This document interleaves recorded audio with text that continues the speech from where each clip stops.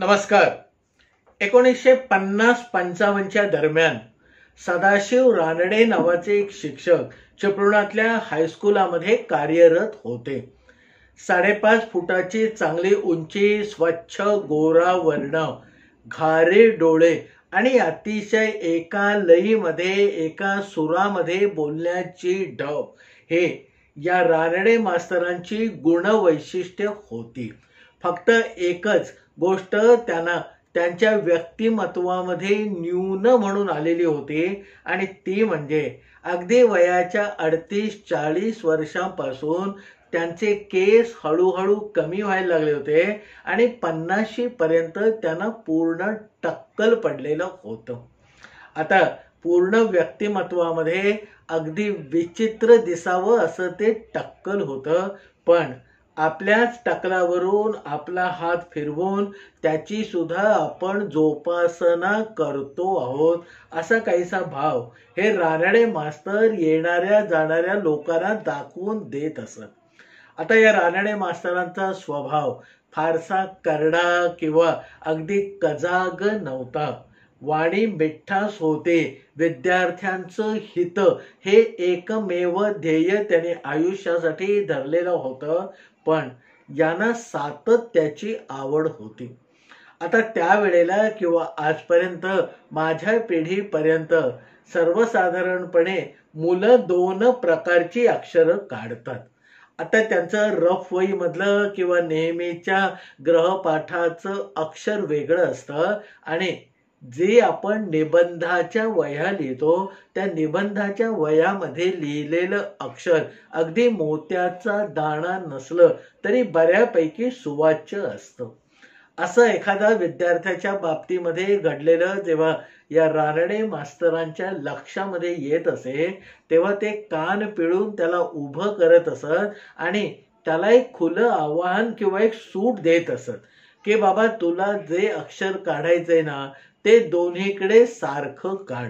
निबंधाच्या वहीमध्ये तू अगदी कोरून कोरून अक्षर काढतोस जे सुवाच्य या पातळीपर्यंत येतं आणि जेव्हा तुला तुझ्या ग्रहपाठाच्या बाकीच्या वर्गपाठाच्या वह्या पूर्ण करायच्या असतात तेव्हा कोंबडीच्या पायांच्या पेक्षा काही वेगळं नाही असं अक्षर तू आपल्या वह्यामध्ये काढतोस. आता विद्यार्थ्यांना हे कितपत पटत असे आणि किती विद्यार्थ्यामध्ये याच्यामुळे खरोखर फरक पडला याचा काही तसा लेखाजोखा रानडे मास्तरांनी कधी ठेवला नाही, पण कुठच्याही गोष्टीमध्ये सातत्य असावं असा त्यांचा कायम मुलांकडे आणि आपल्या स्वतःकडेही एक आग्रह असे. भली मोठी न पेलणारी आव्हानं घेऊन नंतर ढेपाळण्यापेक्षा आपल्या प्रकृतीला मानसिक स्वास्थ्याला जेवढी जपतील तेवढीच कामं आपल्या हाताशी घ्यावी आणि ती मात्र मग विना अडथळा विना व्यत्यय करत राहावं एवढा एकच धोरणाचा भाग या रानडे मास्तरांचा होता. आता घरच्या आघाडीवर त्यांनी 2-3 कामं स्वतःसाठी नेमून घेतलेली होते आणि वर्षानुवर्ष म्हणजे जवळजवळ 25-26 वर्षामध्ये एकही दिवस त्या बाबतीमध्ये कधी खाडा झाला नाही. त्यावेळेला घरोघरी रॉकेलचे म्हणजे केरोसिनचे स्टोव्ह जळत असत आणि 8-10 दिवसांनी या केरोसिनच्या स्टोव्हचा जो बर्नर नावाचा भाग असे तो काजळी धरून मग तो स्टोव्ह हळूहळू फकफक करायला लागत असे. सर्वसाधारणपणे या स्वच्छतेचं काम मग आमच्या रानडे मास्तरांनी घेतलं होतं. 8 दिवस झाले की एकदा वेळ काढून ते स्टोव्ह आपल्या ताब्यामध्ये घेत त्याचा बर्नर पाण्याने बाहेर काढत असत, तो स्वच्छ करत असत, आपल्याकडे असलेल्या सायकलच्या पंपाने त्याच्या निपलमध्ये हवा मारत असत आणि परत एकदा घुर्र करून पेटणारा स्टोव्ह तयार करून आपल्या स्वयंपाकाच्या ओट्यावर न बोलता नेऊन ठेवत असत. दुसरं त्यांनी आपल्यासाठी जे नेमून घेतलेलं काम होतं ते म्हणजे 10 तारखेला आपल्या म्हाताऱ्या आई वडिलांना आपल्या पगारातली एक ठराविक रक्कम ते मनी ऑर्डरने पाठवून देत असत. गेला बाजार एखाद्या दिवशी 10 तारखेला रविवार आला तरीही रानडे मास्तरांची मनी ऑर्डर कधी 11 तारीख बघत नसे, तर त्यांना आलेल्या रविवारची चाहूल आठवडाभर आधीच लागत असे आणि म्हणून 8 किंवा 9 तारखेला ते मनी ऑर्डर करून मोकळे होत असत. त्याच्यामध्ये 25 वर्षामध्ये कधीही खंड किंवा अंतराय झाला नाही. आता सातत्याचे असे भोगते असलेले हे आमचे रानडे मास्तर 1962 साली हायस्कूलामधनं रिटायर्ड झाले. तोपर्यंत त्यांचा मुलगा अविनाश मॅट्रिकची परीक्षा चिपळुणामध्ये देऊन नंतर मुंबईला गेलेला होता.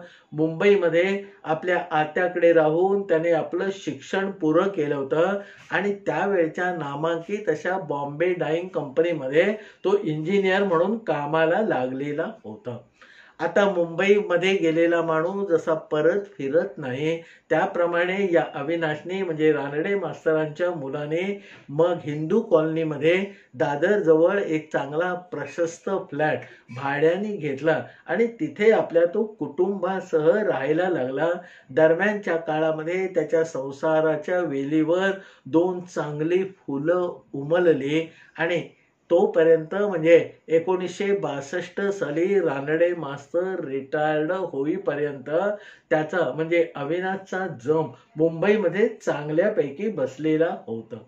आता रिटायर्ड झाल्यानंतर रानडे मास्तरांना तसं चिपळुणामध्ये काही काम नव्हतं.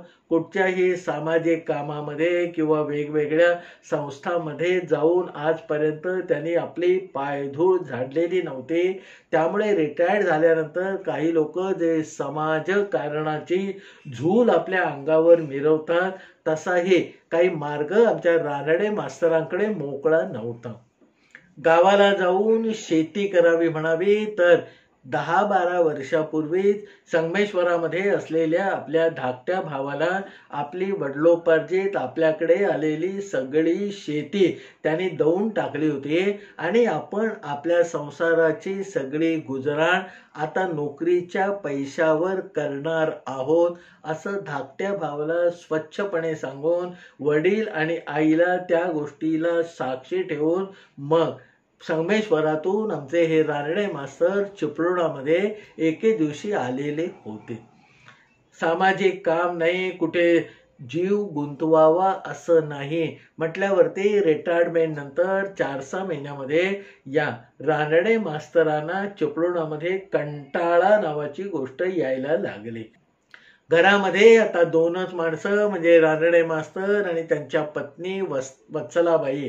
त्यामुळे काम सुद्धा घरातलं म्हटलं तरी 2 तासामध्ये फडशा पडत असे आणि उरलेले 22 तास कसे काढायचे असा नाही म्हटला तरी एक प्रश्न या रानडे मास्तरांच्या समोर उभा राहत असे. मुलाचं म्हणजे अविनाशचं चिपळूणला जाणं येणं होतच आणि एक दिवस या रानडे मास्तरांना अविनाशने सांगून टाकलं की बाबा, तुम्हाला आता चिपळुणामध्ये करमत नसेल तर तुम्ही मुंबईला 4-6 महिन्यासाठी या. तिथे तुम्हाला मुंबई आवडली तर कायमचं राहा. मुंबईमध्ये जागा तशी प्रशस्त आहे, आम्हाला तुमचा सहवासही हवा आहे. त्याच दिवशी रानडे मास्तरांनी अविनाशला काही उत्तर दिलं नाही. पण 1-2 महिन्यांनी हळूहळू वत्सलाबाई आणि या रानडे मास्तरांचा कल मुंबईकडे झुकायला लागला आणि एक दिवस चिपळुणातलं आपलं घर बंद करून जरुरी पुरते कपडे आणि सामान सुमान घेऊन त्याने चिपळूण सोडलं आणि मुंबईला ते डेरे दाखल झाले. आता मुंबईला आल्यानंतर आजूबाजूला त्यांना बोलवणाऱ्या किंवा करमणूक करणाऱ्या बऱ्याच गोष्टी होत्या. त्यामुळे चिपळुणापेक्षा मुंबईमधल्या दादरच्या हिंदू कॉलनीमध्ये त्यांचा वेळ तसा चांगला जायला लागला. आपल्यावरती काही कामं त्यांनी नेहमीच्या शिरस्त्याप्रमाणे ओढून घेतली. दादरच्या फुलबाजारामध्ये जाऊन देवासाठी फुलं आणायचे, कधी सुनबाईला लागणारं किराणा सामान आणून द्यायचं, कधी आपल्यासाठीच उगाच्या उगाच भटकंती करून काही नवीन गोष्टी मिळतायत का ते बघायचं. असा त्यांचा दिनक्रम दादरमध्ये व्यवस्थित सुरू झाला. असंच एकदा फिरता फिरता एका इमारतीच्या वर लावलेल्या एका पाटीकडे आमच्या रानडे मास्तरांचं लक्ष गेलं आणि ते तिथे थबकले. त्या पाटीवरती लिहिलेलं होतं श्रद्धानंद महिलाश्रम. आता महिलाश्रम म्हणजे महिलांची इथे राहण्याची सोय असेल हा आडाखा आमच्या रानडे मास्तरांनी बांधला आणि मग थोडासा धीर करून त्याने टकटक करून त्या इमारतीचं सगळ्यात बाहेरचं गेट वाजवलं. आतमधून एक शिपाई धावत आला. त्याने पटकन दार उघडलं आणि मोठ्या अदबीने तो त्यांना आतमध्ये असलेल्या एका प्रशस्त दिवाणखान्यासारख्या सजवलेल्या खोलीमध्ये घेऊन गेला. आता आपल्याला कोण का आलात हे न विचारता या महिलाश्रमाचा एक शिपाई सरळ आतपर्यंत घेऊन गेला. हीच गोष्ट रानडे मास्तरांच्या दृष्टीने थोडीशी आश्चर्यकारक अशी होती. आता दिवाणखान्यामध्ये गेल्यानंतर तिथे एक टेबल टाकलेलं होतं. त्या टेबलाच्या पलीकडे 60-62च्या एक बाई आपल्या कामामध्ये मग्न होत्या. शिपायांनी खाकरून खोकरून मग त्या बाईंचं लक्ष आपल्याकडे ओढून घेतलं आणि मग त्यांनी लक्षपूर्वक या शिपायाकडे बघायला सुरुवात केल्यावर त्यांनी आमच्या रानडे मास्तरांकडे अंगुली निर्देश केला आणि मग त्या टेबलाच्या मागे बसलेल्या बाईंचं लक्ष आमच्या रानडे मास्तरांकडे गेलं. आता मोठ्या आर्जवी स्वरामध्ये मृदू भाषेमध्ये मग त्या बाईने रानडे मास्तरांना समोर येऊन खुर्चीवर बसायची विनंती केली.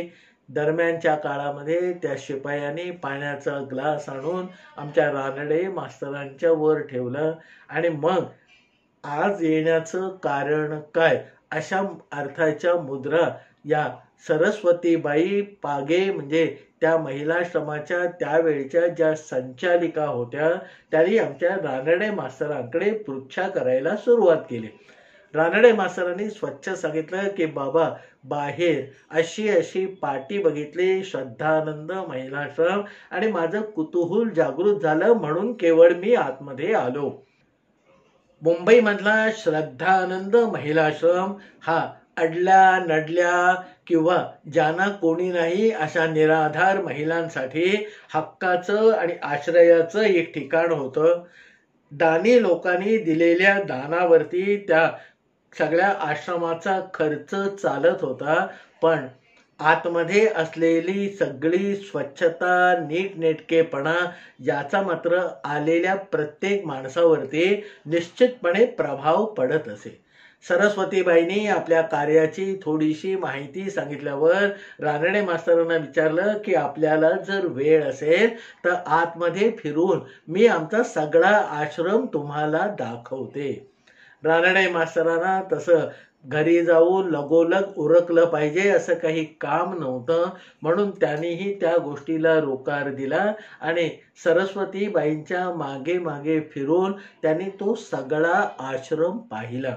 त्यावेळेला त्या आश्रमामध्ये 40-42 बायका होत्या आणि तशीच 8 वर्षाच्या खालची 10-12 मुलं मुली होत्या. मग विचारलं की हा तुमचा महिलाश्रम आहे, मग ही छोटी मुलं इथे कशी? त्यावर सरस्वतीबाईंनी सांगितलं की बऱ्याच वेळेला काही कारणामुळे काही बायका आपल्या नवजात अर्भकांना कुठे कुठे सोडून निघून जातात. कधीतरी कोणीतरी जागृत नागरिक याबद्दलची माहिती पोलिसांना देतो आणि मग पोलीस ते अर्भक मग ती मुलगी असो किंवा मुलगा असो हक्काने आमच्याकडे आणून देतात आणि मग आम्ही त्याचा मनापासून सांभाळ करतो आणि अशीच टाकून दिलेली पण आम्ही उचलून आणून त्यांची निगा राखलेली ही सगळी मुलं आहेत. आता एवढं सगळं महत्वाचं सामाजिक काम आपल्या घराच्या बाजूला चाललेलं आहे. याचा कुठेतरी एक भला मोठा चांगला पगडा किंवा प्रभाव रानडे मास्तरांच्या मनावर पडला. मास्तरकीत सगळं आयुष्य गेल्यामुळे त्याने आपल्या समोर बसलेल्या मुलांच्या सगळ्या कहाण्या, दैन्य, दुःख सगळं काही पाहिलेलं होतं. पण तुटपुंज्या पगारामध्ये आपण उचलून कोणाला काही देऊ शकत नाही, याचंही त्यांना काही काही वेळेला वैषम्य वाटत होतं.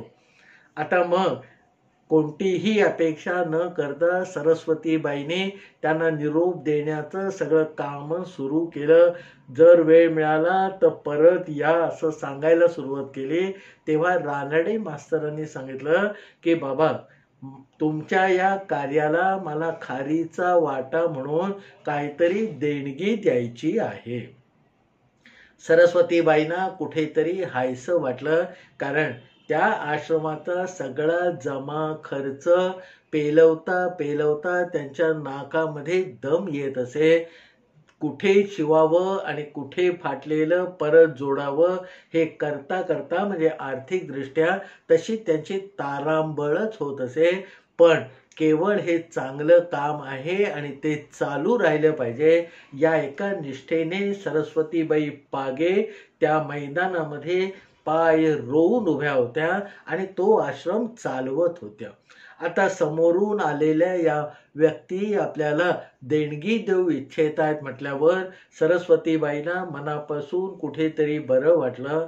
पण मग रानडे मास्तरांनी सांगितलं की बाबा, आत्ता मी काही पुरेसे पैसे किंवा बँकेचं चेकबुक घेऊन आलेला नाही, पण तुम्ही जर माझ्या घरी माणूस पाठवाल तर उद्याच्या उद्या मी तुम्हाला माझ्यातर्फे देणगी देईन. आता सरस्वतीबाईंनी मग त्यांचा पत्ता विचारला आणि मग आपल्या क्लार्क मंडळीमधल्या एका क्लार्कला बोलावलं आणि सांगितलं की हा आमचा अनिल घोसाळकर आहे, हा उद्या आपल्या घरी येऊन सकाळी 10 वाजता आपली देणगी स्वीकारेल. मोठ्या प्रसन्न मनाने रानडे मास्तर त्या श्रद्धानंद महिलाश्रमातून बाहेर पडले. दुसऱ्या दिवशी सकाळी आपलं जरा सकाळचं अनेक लवकरच उरकून कपडे बिपडे घालून चांगलं व्यवस्थित तयार होऊन 10 वाजायची वाट हे रानडे मास्तर आपल्या घरामध्ये म्हणजे हिंदू कॉलनीमध्ये असलेल्या अविनाशच्या फ्लॅटमध्ये बसून त्या माणसाची वाट बघायला लागले. 10ला 5 मिनिटं असताना दरवाजाची बेल वाजली. लगबगीने जाऊन रानडे मास्तरांनी दार उघडलं. काल दाखवलेला तो तरुण अनिल घोसाळकर दरवाजामध्ये उभा होता. त्याला मोठ्या मानाने रानडे मास्तरांनी आतमध्ये घेतलं, चहा पाणी केलं आणि मग त्याला सांगितलं की आपण 2 मिनिटं थांबा, मी चेक लिहून आपल्याला देणगी देतो. आता हे सगळं चहा पाणी होईपर्यंत मग तिथे असलेल्या एका टेबलच्या ड्रॉवरमधून आपलं सकाळीच काढून ठेवलेलं चेकबुक रानडे मास्तरांनी काढलं. त्याच्यावर देणगीची रक्कम लिहिली, खाली सही केली, वर तारीख टाकली आणि तो चेक एका लिफाफ्यामध्ये घालून मोठ्या अदबीने आमच्या या अनिलकडे सुपूर्द केला. अनिलने तो चेक घेतला. परत एकदा या रानडे मास्तरांचे आभार मानले आणि तो जायला निघाला. तेवढ्यात रानडे मास्तरांनी त्याला सांगितलं की अनिल 1 मिनिट थांबा, पुढच्या महिन्यामध्ये याच तारखेला येऊन आपण देणगीचा दुसरा चेक न्यायचा आहे. आता या महिन्याला देणगी मिळाली, तिथे बहुतेक संपलं असं या अनिलला कुठेतरी वाटलं होतं. पण त्याला एक सुखावणारी गोष्ट या रानडे मास्तरांनी सांगितली की पुढच्या महिन्यामध्ये याच तारखेला येऊन असा चेक तुम्ही घेऊन जा. रानडे मास्तरांच्या घरातून निघालेल्या अनिल मग झपझप पावलं टाकत या श्रद्धानंद महिलाश्रमामध्ये आला आणि त्याने तो लिफाफा सरस्वतीबाईंच्या हातामध्ये दिला. सरस्वतीबाईंनी ते पाकिट उघडलं, आतला चेक काढला आणि त्यांची नजर स्तिमित म्हणावी अशी झाली. त्यांच्या चेहऱ्यावर आश्चर्य आणि राग असा काहीसा भाव एकत्रपणे दाटून यायला लागला. त्यांनी तो चेक ठेवला आणि मग तो चेक आणणाऱ्या अनिललाही त्याच्यावरची रक्कम दाखवली. सरस्वतीबाई आणि अनिल या दोघांच्या दृष्टीने ती रक्कम खरोखर चक्रावून टाकणारी होती. ती रक्कम होती ₹11 मात्र. आता देणगी देणार म्हटल्यावरती ज्या अपेक्षा होत्या त्या चकनाचूर झालेल्या होत्या. घरी बोलावून चहा पाणी करून देऊन दिला तो ₹11 चेक. असं काहीसं या दोघांच्या मनामध्ये दाटून वाटून गेलं. पण आता दिलीच आहे देणगी तर फुलाची पाकळी म्हणून गोड करून घ्यावे असं म्हणून नंतर सरस्वतीबाई आणि तो अनिल घोसाळकर आपल्या कामाला लागले. आता पुढच्या महिन्यामध्ये ती तारीख जेव्हा जवळ यायला लागली तेव्हा कसं नुसं म्हणतावं असं या अनिल घोसाळकरला व्हायला लागलं. एवढ्या लांब टांगा टाकत जायचं आणि ₹11 चेक घेऊन यायचा असं कशाला करायला पाहिजे असं कुठेतरी या अनिलला वाटायला लागलं. आणि मग सरस्वतीबाईंना त्याने हलकेच विचारलं की बाबा रानडे मास्तरांचा ₹11 चेक आणायला आज जायचंय, ते जाऊ की नको? आता त्या वेळेला पैसा जमा करणाऱ्या सरस्वतीबाईंना ₹11 हे सुद्धा तसे अगदी काही टाकाऊ नव्हते. म्हणून त्यांनी सांगितलं की बाबा तो माणूस मोठेपणाने देणगी देतो आहे आणि कुठच्याही देणगीचा स्वीकार आपली संस्था करते आहे. कारण प्रत्येक पैशाची आपल्याला किंमत आहे, प्रत्येक रुपयाची आपल्याला गरज आहे. आणि हे सगळं वास्तव होतं हे अनिल घोसाळकरलाही माहीत होतं. मग त्याने परत एकदा तंगडतोड करत रानडे मास्तरांचं घर गाठलं. ₹11 चेक घेतला, पाणी चहा सगळं करून परत आला आणि तो जमा केला. नंतर महिन्यामागून महिने गेले. दरवेळेला हा ₹11 चेक आणण्यासाठी जाताना मनावर फार मोठं दडपण आणि मनाला काही करून तयार करायला या अनिल घोसाळकरला लागत असे. कारण ₹11 घरी जाऊन आणण्यासारखं त्याच्या दृष्टीने क्षुल्लक काम तर दुसरं कुठचंच नव्हतं. जानेवारीमध्ये सुरू झालेला हा संकल्प किंवा ही यात्रा ₹11 सलग डिसेंबर पर्यंत चालले. आता वर्षाच्या शेवटी एकदा जाऊन या रानडे मास्तरांना विनंती करावी की बाबा दर महिन्याला हे ₹11 देण्याच्या ऐवजी तुम्ही एकाच महिन्यामध्ये भले कधी जानेवारीमध्ये नाहीतर शेवटच्या डिसेंबर महिन्यामध्ये रोख रक्कम 12 महिन्याची एकदाच द्या. या 12 फेऱ्या मारणं मला काही परवडत नाही. मनामध्ये आलेले हे सगळे विचार या अनिल घोसाळकरनी काही सरस्वतीबाईंना सांगितले नाही. तशी त्याची हिंमत झाली नाही आणि सरस्वतीबाईंना सांगितलं नसल्यामुळे डिसेंबर महिन्यामध्ये सुद्धा ₹11 चेक आणण्यासाठी आपल्या मनावर मनाचं ओझं घेऊन जड झालेले पाय कसे तरी ओढत हा अनिल घोसाळकर रानडे मास्तरांच्या घराची वाट चालायला लागला. त्या दिवशी सुद्धा त्या तारखेला आता 11 महिने झालं तसंच झालं. रानडे मास्तराने मोठ्या स्वागत पद्धतीने त्या अनिल घोसाळकरला आत घेतलं, पाणी दिलं, चहा पाजला आणि लिफाफ्यामध्ये घालून एक चेक त्याच्या स्वाधीन केला. आता हा चेक आणण्यातला रस पूर्णपणे या अनिल घोसाळकराच्या मनातून आटून गेलेला होता. त्याने तो चेक घेतला, मागच्या खिशात टाकला, परत तंगडतोड करत श्रद्धानंद महिलाश्रमापर्यंत आला आणि श्रद्धानंद महिलाश्रमामध्ये येता येता जे 5-10 मिनिटाचं अंतर होतं त्या अंतरामध्ये गेल्या 10-11 महिन्यामध्ये जे काय झालं ते सगळं या अनिल घोसाळकरला आठवत होतं. त्याचे सहकारी त्याला चिडवायला लागलेले होते की अनिल आता तारीख आली, ₹11 चेक आणायला जायचंय रे बाबा तुला, ₹11 चेक आण हो, विसरू नको. असं त्याचे सहकारी त्याची थट्टा मस्करी टिंगल करत होते.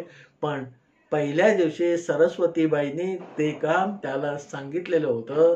ते सरस्वतीबाई आता दुसऱ्या कोणाची तरी नेमणूक करेपर्यंत अनिलची काही सुटका नव्हती. या सगळ्या विचारामध्ये हळूहळू कधी झरझर चालत अनिल आमच्या श्रद्धानंद महिलाश्रमामध्ये आला. आपल्या अंगावरून निथळणारा घाम रुमाल काढून त्याने पुसला आणि नेहमीप्रमाणे तो चेक सरस्वतीबाईंच्या हातामध्ये दिला. सरस्वतीबाईने तो चेक घेऊन उघडून बघायची सुद्धा तसदी घेतली नाही. हातातलं काम तसंच चालू ठेवून त्याने आपल्या टेबलाचा ड्रॉवर उघडला आणि त्याच्यामध्ये तो चेक टाकला, ड्रॉवर बंद केला आणि कामाला लागल्या.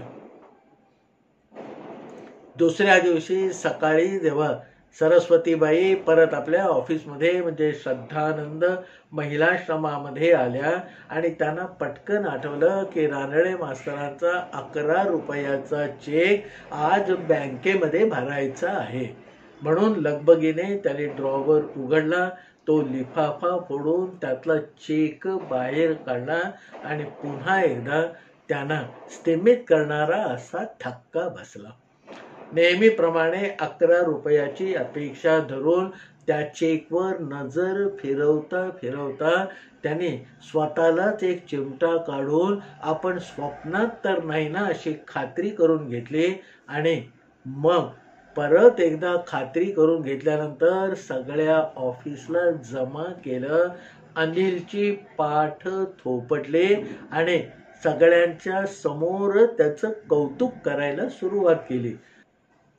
अनिलला तोपर्यंत त्या चेकवरचा आकडा माहीत नव्हता. त्यामुळे आतापर्यंत आपले सहकारी आपली थट्टा करत होते. आता त्याच्यामध्ये या सरस्वतीबाई सुद्धा सामील झालेल्या आहेत असं कुठेतरी या अनिल घोसाळकरला वाटलं आणि तो कावऱ्या बावऱ्या नजरेने इकडे तिकडे बघायला लागला. मग सस्पेन्स फोडत सरस्वतीबाई म्हणाल्या की अनिल 11 महिने केलेल्या श्रमाचं आज पुरेपूर फळ आपल्याला मिळालेलं आहे असं म्हणून तो चेक त्यांनी अनिलच्या समोर धरला. त्याच वेळेला त्याच्या सहकार्यानेही मानावर करून करून त्या चेकवरची रक्कम बघितली. ती होती रुपये 11,000 मात्र. आतापर्यंत 11 रुपयाच्या चेक देणाऱ्या ग्रहस्थाने डिसेंबरमध्ये म्हणजे 12व्या महिन्यामध्ये एकदम 11,000चा चेक देऊन या सगळ्यांना आश्चर्याचा धक्का तर दिलाच होता, पण त्याचबरोबर बुचकळ्यात टाकलेलं होतं. आता मग लगबगीने एक त्या श्रद्धानंद महिलाश्रमामध्ये केलेल्या गोडधोडाचा एक छोटा डबा भरून या सरस्वतीबाईंनी परत एकदा अनिलला या रानडे मास्तरांच्या घरी पाठवलं, पिटाळलं म्हणा आणि त्यांना पुन्हा एकदा श्रद्धानंद महिलाश्रमाकडून आभार मानल्याचं सांगायला सांगितलं. सकाळी 10-11च्या सुमारास कोणी येणं अपेक्षित नसताना दरवाजाची वाजलेली बेल बघून मग रानडे मास्तर जराशे कष्टानेच उठले आणि मोठ्या त्रागा करत करत ते दरवाजाशी गेले. दार उघडून बघता तो बाहेर अनिल घोसाळकर उभा. अनिल घोसाळकर का आला असावा? काल चेक घेऊन गेलेला माणूस आज परत का आलेला असावा असा प्रश्न या रानडे मास्तरांच्या चेहऱ्यावरती स्पष्टपणे उमटला आणि त्याच अवस्थेमध्ये त्याने अनिल घोसाळकरला आतमध्ये येण्याची बसण्याची विनंती केली आणि पटकन घोसाळकर मास्तरांना वाटलं की आपण काल जो मोठेपणाने चेक लिहून दिला त्याच्या खाली बहुतेक सही करायची राहिली असेल किंवा वर तारीख टाकायची राहिली असेल. आता या दोन्ही गोष्टी म्हणजे मास्तरी पेशात जन्म काढलेल्या माणसाच्या दृष्टीने मोठा गुन्हाच होता आणि म्हणून अनिल घोसाळकरने काही सांगायच्या आधीच रानडे मास्तराने आपल्याकडनं माफीनामा सुरू केला की अहो काल तुम्ही चेक नेला त्याच्यावरती घाईघाईमध्ये मी सही करायची विसरलोय का किंवा तारीख टाकायची राहिली का, तसं असेल तर बाबा मी तुमची माफी मागतो, मी पटकन करून देतो. आता अनिल घोसाळकरला हे रानडे मास्तर असं का विचारतायत तेही कळेना. त्याने मग सांगितलं की बाबा आमच्या संस्थेला तुम्ही दिलेली भली मोठी देणगी आम्हाला आवडली, पावली, अगदी गरजेच्या वेळेला ती मिळालेली आहे आणि आमच्या सरस्वतीबाईने हे थोडंसं गोड घेऊन तुमच्याकडे मला पाठवलेलं आहे आणि आमच्या सर्वांतर्फे तुमचे आभार मानते असं सांगितलेलं आहे. हे सगळं ऐकल्यावर रानडे मास्तरांना थोडंसं हुश्य झालं. आपली देणगी योग्य ठिकाणी पोहोचली याचं एक त्यांना समाधान होतं. पण रानडे मास्तरांचं जे वेगळं वैशिष्ट्य होतं ते अजूनही कुठेतरी शिल्लक होतं. त्यांना ते पूरक करायचं होतं. मग सगळा आभार प्रदर्शनाचा कार्यक्रम 5-10 मिनिटांमध्ये उरकल्यावर बाहेर पडणाऱ्या अनिल घोसाळकरला त्यांनी सांगितलं की अनिल, पुढच्या महिन्यामध्ये त्याच तारखेला येऊन तसाच 11 रुपयाचा चेक न्यायचा आहे.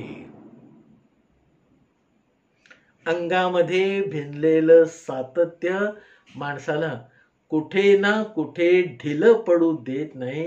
याचं मूर्तिमंत उदाहरण म्हणजे आमचे सदाशिव रानडे मास्तर, मुक्काम पोस्ट चिपळूण.